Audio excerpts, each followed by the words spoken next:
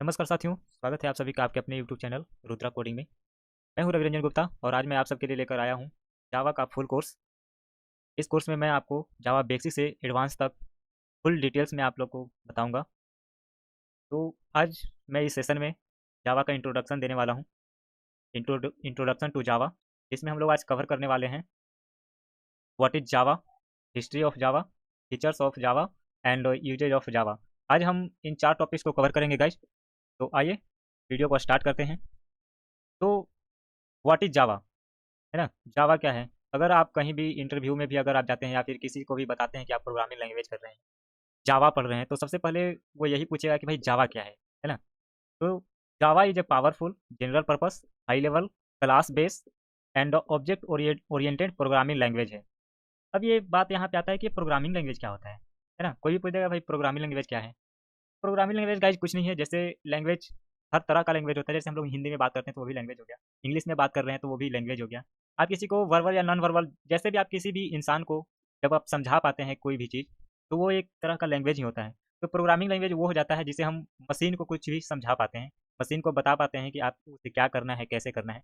तो वो लैंग्वेज आपका प्रोग्रामिंग लैंग्वेज कहला जाता है। तो इस डिफिनेशन में हम लोग सबसे पहले समझेंगे कि ये पावरफुल, जावा पावरफुल है। तो पावरफुल कैसे है, क्यों है? तो पावरफुल इसे इसलिए कहा गया है क्योंकि इसमें सिक्योरिटी बहुत हाई होता है, बहुत बेस्ट होता है। इसका परफॉर्मेंस बहुत ही अच्छे लेवल का होता है। मेमोरी मैनेजमेंट सिस्टम इसमें बहुत अच्छा होता है। तो इसलिए इसे यहाँ पे हम लोग पावरफुल बोलते हैं। नेक्स्ट हम लोग यहाँ पे एक और पॉइंट यहाँ पे बताया है कि जनरल पर्पस, है ना? तो जनरल पर्पस का यहाँ पे मीनिंग क्या आता है? तो जनरल पर्पस का मीनिंग यही है कि जो हर तरह के काम के लिए यूज करते हैं। मतलब कि यहाँ पे हम लोग जावा को हर तरह के काम के लिए यूज करते हैं। जैसे गेम बनाना हो तो गेम के लिए भी यूज कर लेते हैं, वेबसाइट बनाने के लिए, मोबाइल ऐप्स बनाने के लिए, सॉफ्टवेयर के लिए, है ना, इंटरप्राइज लेवल एप्लीकेशन बनाने के लिए। तो इन सब के लिए जावा का यूज किया जाता है, इसलिए इसे जनरल पर्पस कहा जाता है। नेक्स्ट है ये हाई लेवल। तो हाई लेवल का क्या यहाँ पे मीनिंग हुआ गाइस? तो हाई लेवल मतलब वो होता है जैसे कि हम लोग जिसे ह्यूमन समझ सकता है। जैसे कि ये जावा को हम लोग जैसे इंग्लिश में लिख रहे हैं, तो इसे ह्यूमन समझ सकता है, ह्यूमन पढ़ सकता है, राइट कर सकता है। तो यह हाई लेवल हो गया। अब बात आता है क्लास बेस्ड।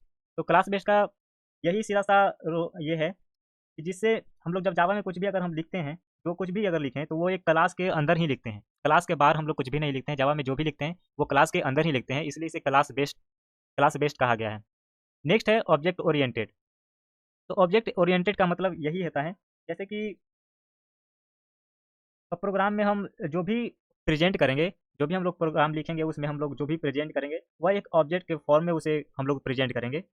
तो ऑब्जेक्ट के फॉर्म में ही उसे हम लोग प्रेजेंट करते हैं। डैट मीन्स कि वह क्या है, एक ऑब्जेक्ट ओरिएंटेड प्रोग्रामिंग लैंग्वेज है। ऑब्जेक्ट ओरिएंटेड में हम रियल वर्ल्ड के जितने भी ऑब्जेक्ट होते हैं उन सब के ऑब्जेक्ट के फॉर्म में ही लिखते हैं, एक मॉडल के फॉर्म में ही लिखते हैं। जैसे कि स्टूडेंट हो गया, कार हो गया, डॉग, अकाउंट, ये सारे के सारे एक ऑब्जेक्ट फॉर्म में ही रहता है।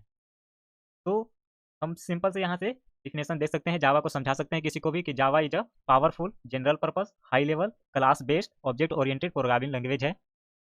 इसमें कुछ और डिफिनेशन मैंने शामिल किया है, जिसकी date is design to have as few implementation dependencies as possible.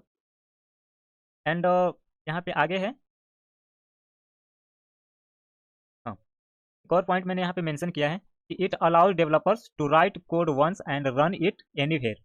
मतलब राइट वंस रन एनीवेयर वोरा। इस राइट वंस रन एनीवेयर वोरा का ये फॉलो करता है। इसका मतलब क्या होता है गाइस? अगर आप लोग को आपने सी अगर पढ़ रखा होगा या फिर अगर नहीं भी पढ़े हैं तो कोई प्रॉब्लम नहीं है। तो सी में क्या होता है कि जब भी हम लोग कोई भी सी का कोड लिखते हैं तो उसका एक एक्सटेंशन फाइल बनता है, डॉट सी फाइल। तो क्या होता है कि जब इस यह कंपाइल होता है तो यह उस कोड को मशीन कोड में चेंज करता है, मशीन कोड में चेंज कन्वर्ट कर देता है और देन उसे एग्जीक्यूट करता है। तो मशीन कोड जब हम लोग किसी भी ऑपरेटिंग सिस्टम पे या फिर हार्डवेयर पे हम लोग सॉफ्टवेयर पे जाते हैं तो हर किसी का एक्सटेंशन अलग होता है। जैसे कि विंडोज का डॉट ई फाइल होता है, लिनक्स का डॉट आउट फाइल होता है। तो हर हर अगर विंडो पे आप जाइएगा तो अलग होता है, लिनक्स पे जाइएगा तो अलग होता है। हर ऑपरेटिंग सिस्टम का अलग अलग फाइल बनता है। तो आपको जब भी सी को अगर आपको चलाना होगा तो आपको रिकम्पाइल करना ही पड़ेगा, कंपाइल करना ही पड़ता है, क्योंकि उसका अलग अलग फाइल बनता है। पर जावा में ऐसा नहीं है। तो जावा क्या करता है कि जब आप जावा में कोई किसी भी कोड को अगर आप लिखते हैं तो उस कोड को मशीन लैंग्वेज में कन्वर्ट नहीं करता है डायरेक्ट। उसे जब हम लोग कोड को जब लिखते हैं तो वह एक बाइट कोड बनाता है और बाइट कोड हमारा जेवीएम पे रन करता है। तो यह जेवीएम जिस भी ऑपरेटिंग सिस्टम में होगा वहाँ पे वो कोड आपका बिना कंपाइल किए चल जाएगा। आपको दोबारा से कंपाइल करने की ज़रूरत नहीं है, बस जेवीएम होना चाहिए उस ऑपरेटिंग सिस्टम में, क्योंकि जावा का जो भी कोड होता है वो जेवीएम पे ही जाता है, क्योंकि जावा का जो भी आप कोड लिखिएगा उसे हमारा कंपाइल के बाद उसमें एक बाइट कोड में चेंज कर देता है और बाइट कोड जेवीएम पर रन करता है। तो जेवीएम जहाँ भी होगा वो आपको रन करेगा। यही है write once and run anywhere हो रहा। तो ये था हमारा जावा का इंट्रोडक्शन। उम्मीद है आप लोग को समझ में आया होगा। तो नेक्स्ट टॉपिक हिस्ट्री ऑफ जावा। तो जावा का जन्म 1991 में हुआ था। जावा का शुरुआती नाम जावा नहीं था, उसका शुरुआती नाम ओक था। 1991 में जेम्स गॉसलिंग और उनके friends like Mike Sheridan and Patrick Naughton Sun Microsystem USA में काम करते हुए इसे डेवलप करना स्टार्ट किया था। उनका गोल था एक सिंपल, पोर्टेबल और रिलायबल लैंग्वेज बनाना जो हमें appliances like TV, remote, microwave etc में यूज हो सके, ऐसा उनका गोल था। जब ओक डेवलप हुआ और जेम्स गॉसलिंग ओक नाम रजिस्टर कराने गए तो पता चला कि ये नाम जो ओक था वो पहले से ही किसी और कंपनी के पास था, इसलिए उन्होंने ओक का नाम बदल करके जावा कर दिया। जावा एक कॉफ़ी है जो इंडोनेशिया के जावा आइलैंड में पाया जाता है। 1995 में सन माइक्रो सिस्टम ने जावा को ऑफिशियली रिलीज कर दिया।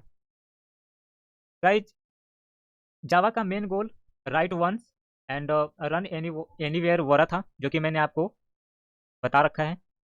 एंड आगे हम लोग बात कर लें तो जावा का पहला वर्जन 1996 में आया था गाइज।